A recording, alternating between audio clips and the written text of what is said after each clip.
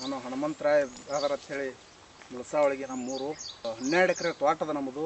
ಸರಿಯಾಗಿ ನೀರು ಇರ್ತದೆ, ಗೊಬ್ಬರ ಇರ್ತದೆ. ಹಿಂಗಾಗಿ ನಾನು ಹೇಳಿದ್ರು ಹಿರಿಯರು.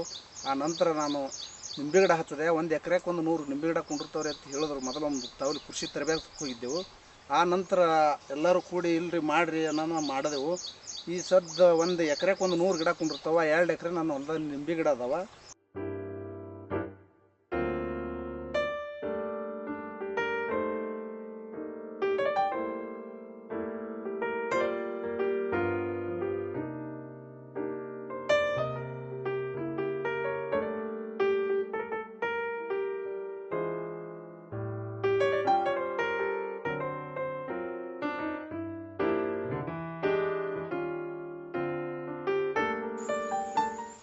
ಸರಿಯಾಗಿ ಒಂದು ವರ್ಷಿಗೆ 2 ಸಾರಿ ಅಗತಿ ಮಾಡ್ತಿದ್ದೆವು.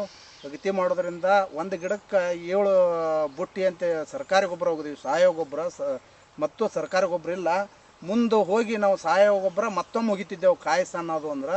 ಆ ನಂತರ ರಸ ತುಂಬು ಟೈಮಕ್ಕೆ ಸರಿಯಾಗಿ 8 ದಿನಕ್ಕೊಮ್ಮೆ ನಾವು ಬೇಸಿಗೆ ಒಳಗೆ ನೀರು ಬಿಡ್ತಿದ್ದೆವು. ಮಳೆಗಾಲ ದಿನಕ್ಕೆ 15 ದಿನಕ್ಕೊಂದು ಕಂಪಲ್ಸರಿ ನೀರು ಬಿಡ್ತಿದ್ದೆವು.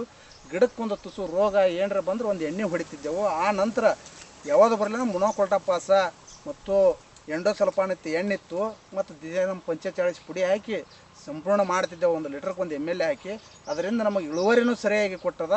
ಮತ್ತು ಈ ಸದ್ದು ನಾವು ಸಾವಯವ ಗೊಬ್ಬರ ಒಗಿಬೇಕಂದ್ರೂ ಮ್ಯಾಗೆ ಹೋಗಿದ್ರು ಸಾವಯವ ಗೊಬ್ಬರ ನಡೀತದ. ಮತ್ತು ಎರೆ ಉಳಿದು ಒಂದು ದೊಡ್ಡ ಉನ್ನತದ ಒಳ್ಳೆ ಗೊಬ್ಬರ ಅಂತ ತಿಳ್ಕೊಂಡು, ಯಾಕಂದ್ರೆ ಸರಿಯಾಗಿ ನಾವು ಚಿಪಾಟಿ ಒಗಿಬೋದು ಮತ್ತು ತೊಗರಿ ಹೊಟ್ಟು ಒಗಿಬೋದು, ಜೋಳದ ಹೊಟ್ಟು ಹೋಗಿದ್ರು ಎಲ್ಲನೂ ಎರೆ ಹುಳ ತಿಂದು ಸರಿಯಾಗಿ ಗೊಬ್ಬರ ಮಾಡ್ತದ. ಆ ಉದ್ದೇಶದಿಂದ ನಾವು ರೈತರು ಮುಂದೆ ಬರ್ಲಿಕ್ಕೆ ಸಾಧ್ಯ ಆಗಿವೆ ಅಂತ ಹೇಳ್ತೀವಿ.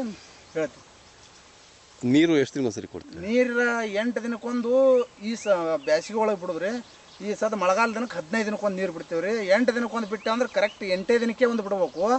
6 ದಿನಕ್ಕೊಂದು ಬಿಟ್ಟೆ ಅಂದ್ರೆ 6 ದಿನಕ್ಕೆ ಬಿಡಬೇಕು. 6 ದಿನಕ್ಕೆ ಬಿಟ್ಟರೆ ಕಾಯಿ ಹಿಡಿಯಲ್ಲ. ಫಲ ಯಾಕೆ ಹಿಡಿಯಲ್ಲಪ್ಪ ಅಂದ್ರೆ ಸಿಗಿತದ ಗಿಡ, ಕಾಯಿ ಹಿಡಿಯಲ್ಲ. ಅಂದ್ರೆ 8 ದಿನಕ್ಕೊಮ್ಮೆ ಹಾಕಿದೆ ಅಂದ್ರೆ 8ನೇ ದಿನಕ್ಕೆ ಗಿಡ ಮಕ ಬಿಟ್ಟಿರ್ತದ, ಗಿಡ ಬಾಡಿರ್ತದ. ಆ ಗಿಡ ತಾಕಾತು ಬರೋದ್ರಿಂದ ಗಿಡ ನಲ್ಗೋದ್ರಿಂದ ಹೂನು ಬಿಡ್ತದ, ಕಾಯಿನೂ ಆಗ್ತದ, ಗಿಡಕ್ಕೆ ತಾಕತ್ತೂ ಬರ್ತದೆ. ಇದಕ್ಕಾಗಿ ನಾವು 8 ದಿನಕ್ಕೊಂದು ಬಿಡ್ತೀವಿ. ಮಳೆಗಾಲ ದಿನಕ್ಕೆ ಕರೆಕ್ಟ್ 15 ದಿನಕ್ಕೊಂದು ಬಿಡ್ತೀವಿ. ಮಳೆಗಾಲಕ್ಕೆ ಯಾಕಂದ್ರೆ ತಂಪು ವಾತಾವರಣ ಇರ್ತದೆ, ರೋಗ ಬೀಳ್ತದೆ, ಜಿಗಿ ರೋಗ ಬೀಳ್ತದೆ ಅಂತ ಹೇಳಿ 15 ದಿನಕ್ಕೊಂದು ಬಿಡ್ತೀವಿ ರೀ. ಮುಂದೆ ಇದು ಇಷ್ಟು ಏನಾಯ್ತು ಅಂದ್ರೆ 1 ನೀರು ದಿಪ್ಪು ಬಿಡ್ತೀವಿ, 1 ನೀರು ತುಳು ಬಿಡ್ತೀವಿ. ನಾವು ನಮ್ಮ ಇದರಲ್ಲಿ ಮಳೆಗಾಲ ದಿನಕ್ಕಂತೂ 15 ದಿನಕ್ಕೊಂದು ಕಂಪಲ್ಸರಿ ನೀರು ಬಿಡ್ತೀವಿ ರೀ.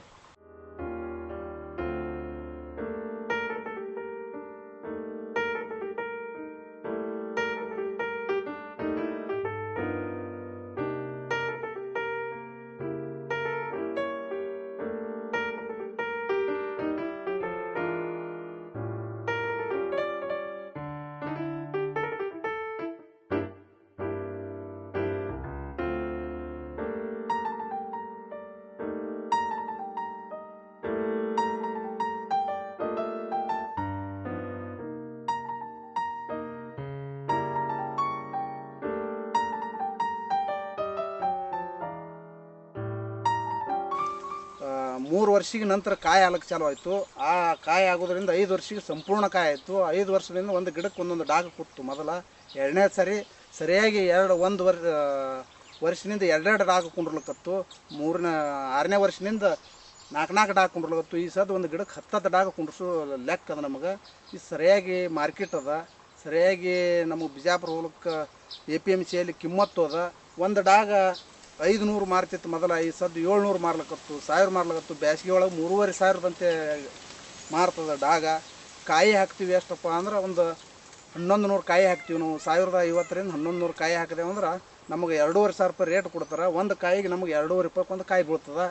ಈ ರೇಟ್ನಂತೆ ನಮಗೆ ಮಾರೋದ್ರಿಂದ ನಮಗೆ ಸೂಕ್ತವಾದ ಬೆಲೆ ಸಿಕ್ಕದ. ನಮಗೆ ಎಷ್ಟು ಆಗ್ತದ ಒಂದು ವರ್ಷಿಗೆ 100 ಗಿಡಕ್ಕೆ ಏನೂ ಇಲ್ಲಪ್ಪ ಅಂದರೂ ಮಿನಿಮಮ್ 3 ಲಕ್ಷದಿಂದ 4 ಲಕ್ಷ ರೂಪಾಯಿ ಕೊಂಡಿರ್ತದೆ. ದಿನಾಲೂ ನಮ್ಮ ಕೈಯಾಗ ರೊಕ್ಕ ಆಡ್ತದೆ.